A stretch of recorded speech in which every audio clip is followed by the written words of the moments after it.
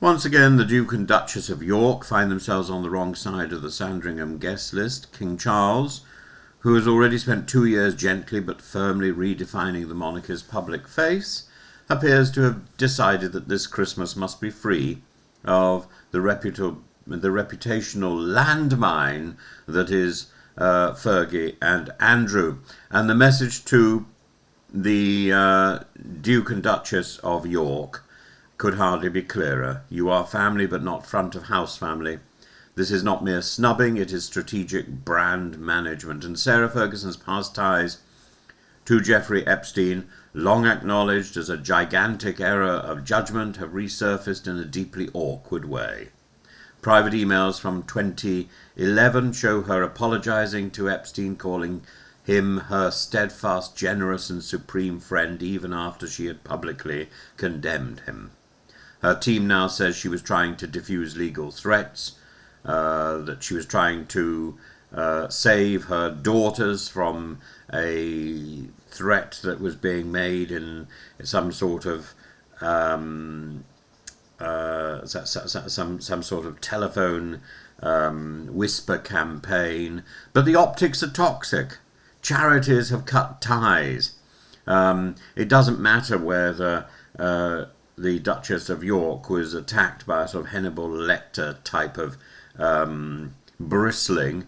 A new children's book is now postponed. Natalie Dormer, cast to play Fergie on ITV, is donating her fee to abuse victims. Whatever the context, it all looks like double dealing, and the fallout is enormous. Andrew's own record is no less radioactive. The new congressional documents show fresh detail about his flights on Epstein's jet and payments for massages.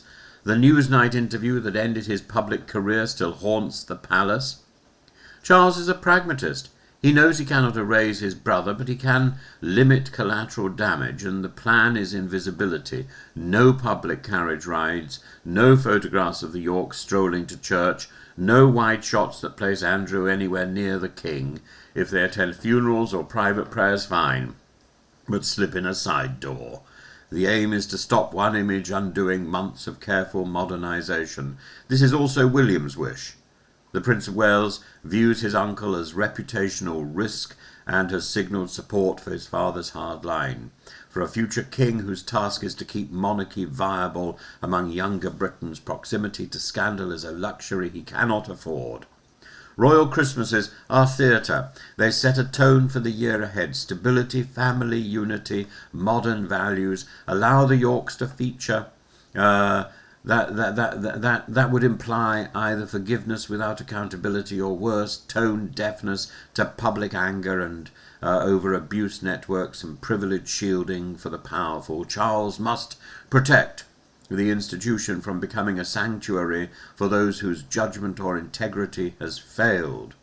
And I think from that point of view, he should do more to rehabilitate Prince Harry. To see Prince Harry and Prince Andrew on a par is a shocking indictment. As for Andrew and Fergie, it's about money and housing as well. The king is trying to end Andrew's dependence on royal coffers and nudge him from Royal Lodge to Frogmore Cottage or wherever. Visibility strengthens Andrew's bargaining power. Invisibility weakens it. I think, frankly, he should be exiled away from Windsor altogether. There is something almost Shakespearean in this saga.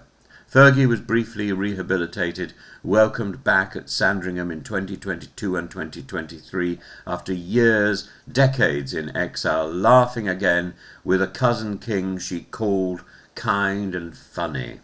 Of course she did, because she's bubbly and delightful company. And I have that on good evidence from people who've met her. Then one email emerges and the curtain falls.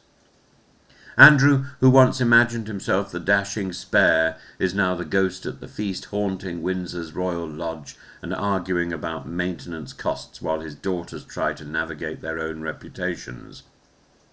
If he's thinking about their daughter's future, he needs to bow out.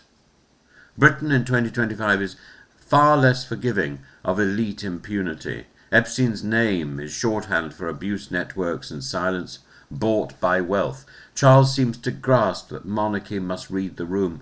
A Christmas without the Yorks will be noted, but probably welcomed by a public wary of scandal fatigue. The king cannot rewrite the past, but he can decide who steps into the family photograph, and this year Andrew and Fergie may still exchange presents at Royal Lodge and send love to their daughters, but they will do so off camera. In the careful stagecraft of monarchy, absence can speak louder than presence, and this Christmas silence must be the most eloquent gift Charles gives his reign.